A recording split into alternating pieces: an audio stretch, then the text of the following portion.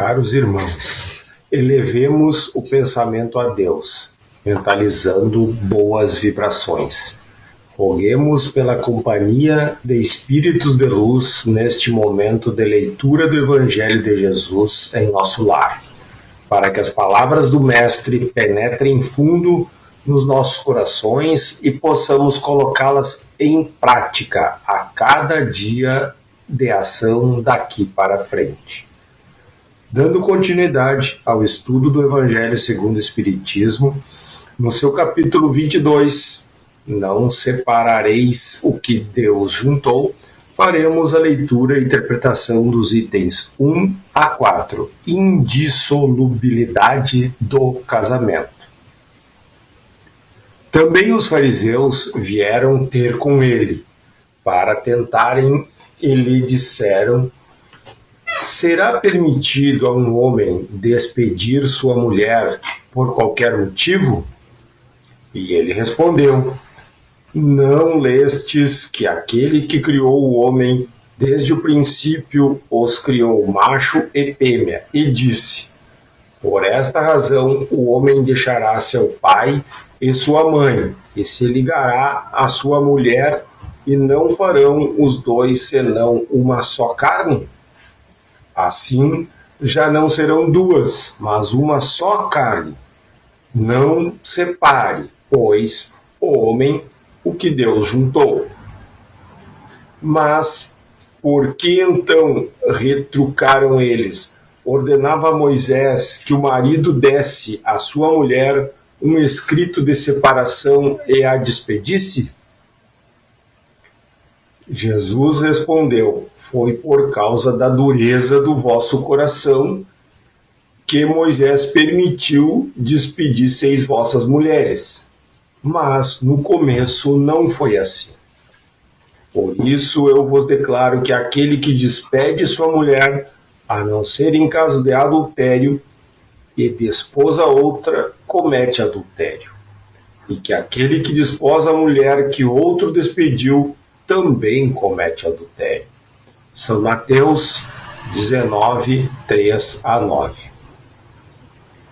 Imutável só há o que vem de Deus. Tudo o que é obra dos homens está sujeito a mudança. As leis da natureza são as mesmas em todos os tempos e em todos os países. As leis humanas mudam segundo os tempos, os lugares e o progresso da inteligência. No casamento, o que é de ordem divina é a união dos sexos, para que se opere a substituição dos seres que morrem. Mas as condições que regulam essa união são de tal modo humanas, que não há no mundo inteiro, nem mesmo na cristandade, dois países onde elas sejam absolutamente idênticas, e nenhum onde não hajam, com o tempo, sofrido mudanças. Daí resulta que, em face da lei civil, o que é legítimo num país e em dada época é adultério no outro país e noutra época. Isso pela razão de que a lei civil tem por fim regular os interesses das famílias, interesses que variam segundo os costumes e as necessidades locais. Assim é, por exemplo, que em certos países o casamento religioso é o único legítimo. Noutros é necessário, além desse, o casamento civil. Noutros, finalmente, este último casamento basta. Mas, na união dos sexos, a parte da lei divina material comum a todos os seres vivos, há outra lei divina, imutável, como todas as leis de Deus, exclusivamente moral. É a lei do amor. Quis Deus que os seres se unissem, não só pelos laços da carne, mas também pelos da alma, a fim de que a afeição mútua dos esposos se lhes transmitisse aos filhos, e que fossem dois e não um somente, a amá-los, a cuidar deles e a fazê-los progredir. Nas condições ordinárias do casamento, a lei de amor é tida em consideração? De modo nenhum. Não se leva em conta a afeição de dois seres que, por sentimentos recíprocos, se atraem um para o outro, visto que, as mais das vezes, essa afeição é rompida. O de que se cogita não é a satisfação do coração, e sim da satisfação do orgulho, da vaidade, da cupidez, numa palavra, de todos os interesses materiais. Quando tudo vai pelo melhor consoante esses interesses, diz que seu casamento é de conveniência, e, quando as bolsas estão bem aquinhoadas, dizes que os esposos igualmente o são e muito felizes hão de ser.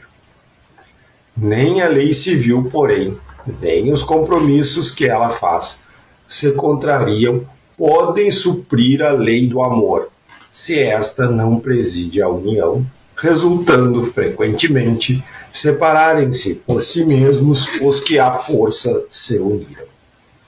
Torna-se um perjúrio, se pronunciado como fórmula banal, o julgamento feito ao pé do altar. Daí as uniões infelizes, que acabam se tornando-se criminosas, dupla desgraça que se evitaria ao estabelecerem-se as condições de matrimônio, se não abstraísse da única que o sanciona aos olhos de Deus, a lei do amor.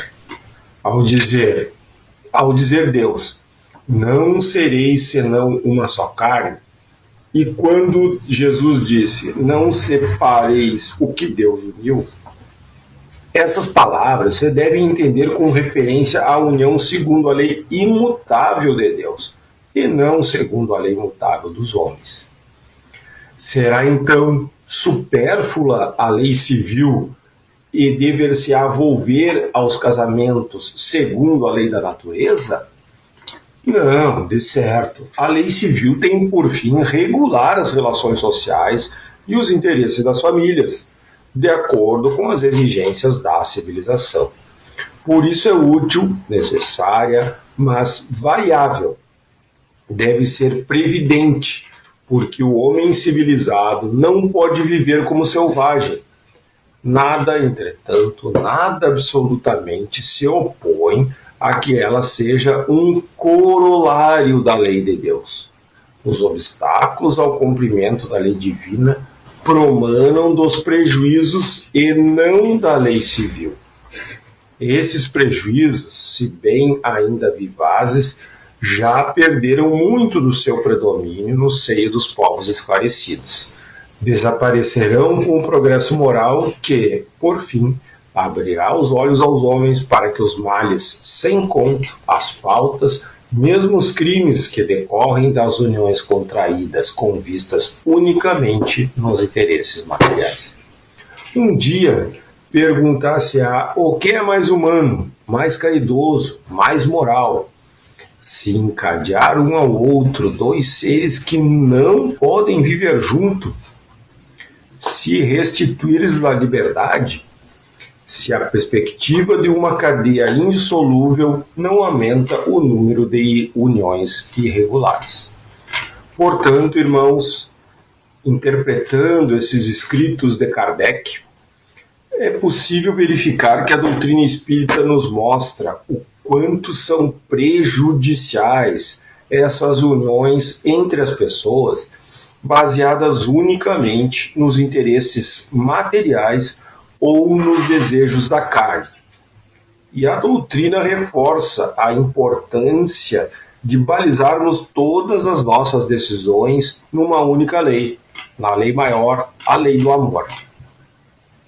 Assim, seguindo esse preceito básico da doutrina espírita, concluímos este momento de oração emanando os melhores pensamentos a todo ser que cruzar o nosso caminho. Que sejamos fonte de bons sentimentos e boas ações para com todos e também sinceramente gratos a Deus, pela oportunidade da reencarnação, com cada prova e cada expiação necessárias à nossa evolução. Agradecemos a companhia dos Espíritos de Luz neste momento de prece inteligível em nosso lar. E que assim seja.